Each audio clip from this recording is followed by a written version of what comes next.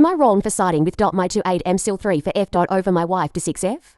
My wife is a beautiful hard-working woman who has a high education and a solid career. We were college sweethearts and have been married 2 years. We own a house together. We both have master's degrees and careers that we worked hard for. We're currently trying for a baby as we're ready to take the next step in our lives. From what I gathered from my in-laws, my wife's older sister is her half-sibling. They have the same father but grew up in different households. After their father's infidelity in his first marriage with my SIL's mom, her parents divorced, then my Phil remarried and had my wife with his new wife. I heard my SIL grew up in poverty, with her mother in a rundown area, and saw my Phil on weekends. My wife's parents Phil and Mil are very educated and have solid careers as well. My wife grew up in a 2-parent household in the suburbs. Apparently my SIL is also disabled. I'm a very empathetic person and was curious to know what happened, so I gently brought it up to my SIL. During an outdoor family get-together, she confirmed it was all true and went into further detail. She had multiple surgeries for medical conditions, was bullied in school, almost died twice. Her mother was poor and struggling, etc. Despite her degree, she's been trying to get employed for years and has used temp agencies, but she said employers